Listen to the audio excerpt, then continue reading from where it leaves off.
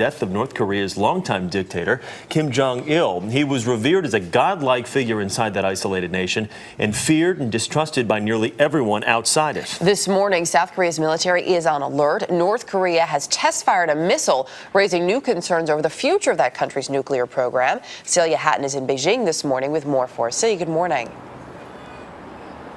Good morning. Well, the death of Kim Jong Il has put governments across Asia into crisis mode as they try to decide whether it's possible the country could collapse after the loss of its dictator. The shocked news anchor cried as she announced it.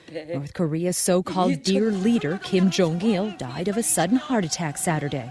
The surprise death of the man who ruled over every aspect of North Korea is creating uncertainty across Asia. Kim named his son, Kim Jong Un, successor to the family dynasty last year, after it was clear he'd suffered some kind of stroke.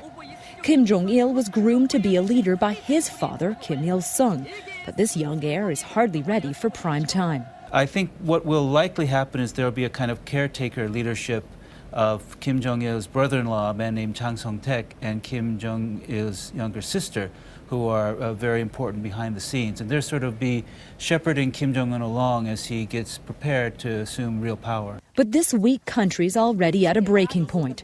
Kim Jong-il was known for living the high life, while many of his people starved. For years, North Korea's only bargaining chip, threats that Kim would ramp up his illicit nuclear weapons program, was used in exchange for food and fuel aid. But when the U.S. and its allies got fed up with Kim's refusal to abandon his nuclear weapons, China had to step in with the vast majority of North Korean aid. But even Chinese leaders were reportedly at the end of their rope with the eccentric Mr. Kim, who spent billions on elaborate plans for a 100th birthday celebration in 2012 honoring his father. North Korea, it was promised, would become a powerful and prosperous nation next year. That always seemed like an impossible goal. But without the almighty Kim Jong Il, North Korea seems even closer to collapse. Words emerged of a new deal between Pyongyang and Washington that was set to be announced next week. North Korea was set to give up one of its nuclear weapons programs in exchange for food aid. However, that deal might now be in jeopardy on news of Kim Jong Il's death and a missile firing. Celia, what has the response been inside Beijing today? Well, China's been doing everything it can to keep North Korea going. It's in China's interest to keep North Korea a strong country.